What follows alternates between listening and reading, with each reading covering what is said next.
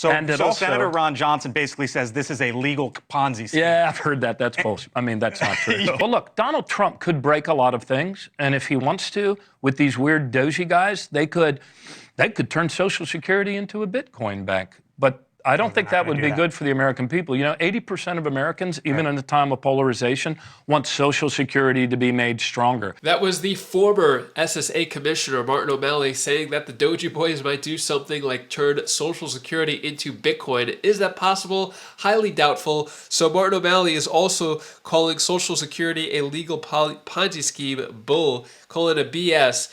So I'm going to let you know what Martin O'Malley said, as this is more of an uncensored interview because he is no longer the SSA commissioner. Also, we're going to go over this article right here. If you're on Social Security, do this before December 31st. So there is a deadline that you need to do if you're on Social Security. Make sure you know what to do with that. It'll give you some other important updates as well. Before I dive into the main content, if you appreciate these Social Security updates, hit the like button and subscribe to the channel for more Social Security updates. So, O'Malley calling Social Security a legal Ponzi scheme is bull, saying that that is not true. So Martin O'Malley talks about a few different things as the former SSA commissioner, saying what needs to be done with Social Security, what has been done. Also, he points out a few really interesting things you're not going to want to miss. So I'll play that video clip. Also, right after the video clip, stick around. If you're on Social Security, do this before December 31st. This is really important, so stick around for that. But first, here's Martin O'Malley. So the trustees report basically lines out where all this goes. And in 10 years, give or take, the $100 that you get isn't going to be $100 for Social Security because we're running out of money. And it basically says you either have to raise taxes, you have to cut benefits, or there has to be a combination of both. And when you get ideas like this, it only adds to more benefits, more money, and doesn't solve the problem. What happens from here? Because we know where this is headed. Yeah, let's unpack all of that. Okay.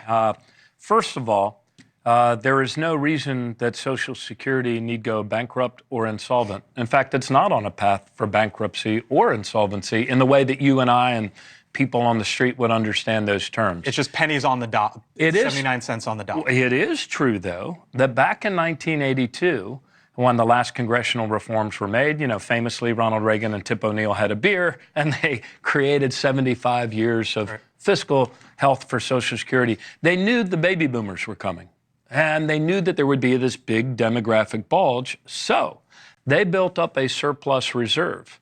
And it is true that that surplus reserve is being depleted sooner than they thought, but that's because of changes to the tax code that took more of the dollars out of the bracket that Social Security applies to and pushed it into the top 6% of earners. So bills on Capitol Hill by like John Larson in Congress or Senator Whitehouse actually don't call for cuts. They show how we can actually get wealthier people to start paying into Social Security again, because right now, like a nurse works all year, pays into it. Warren Buffett stops paying after the first 13 seconds after midnight. Let me ask you a couple of ways. I'm 40, I'm married with kids in elementary school.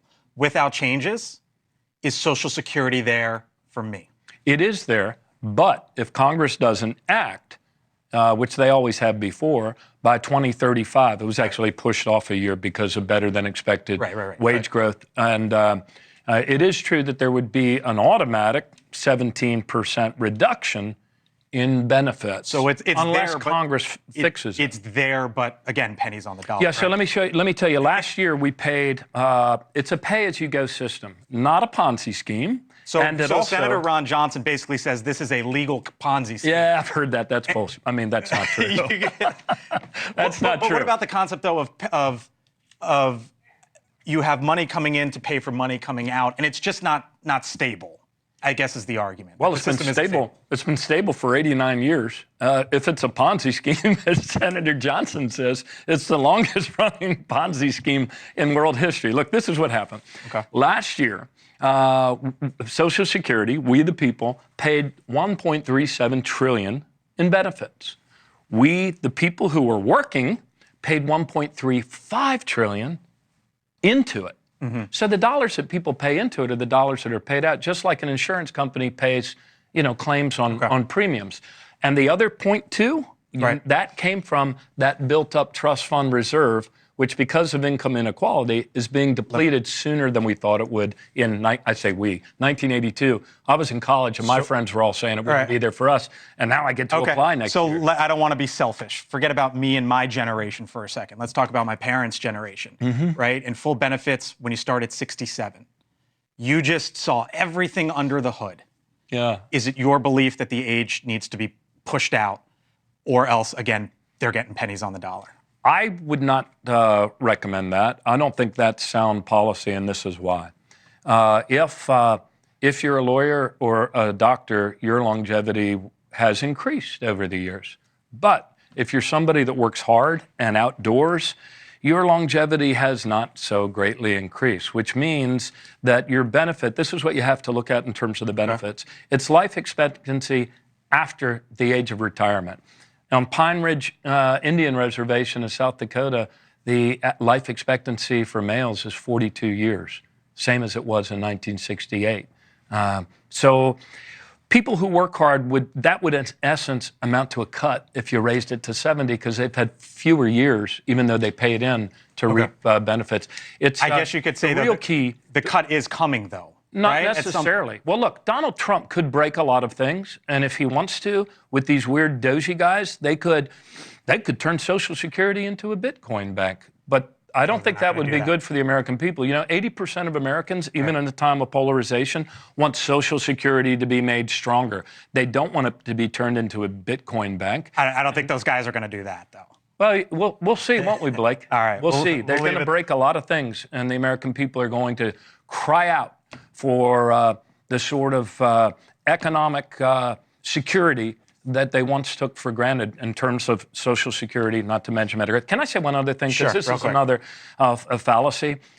So the interview actually just cut off right there. Didn't even say what he was going to say after that. But what are your thoughts on the former SSA Commissioner Martin O'Malley? You agree, disagree with what he has to say?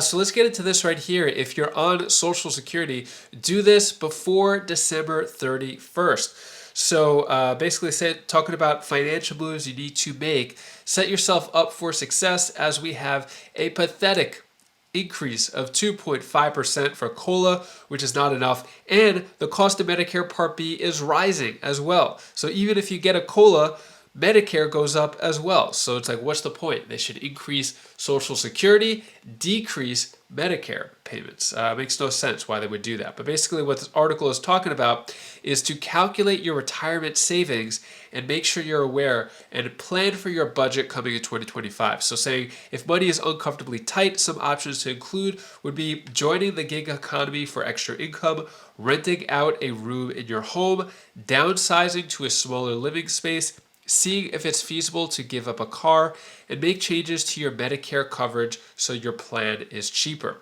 So if you're going to make that final change though, don't delay. Medicare's open enrollment period ended on December 7th. So if you think you can save money in Medicare plan, you can't really do anything about it now because the December 7th deadline has passed. But it's basically saying plan for your finances come December 1st and do your budget to see how much money you're actually making off of your new COLA, which if it's only a 2.5% increase isn't much, unfortunately. So that's basically what this article is talking about.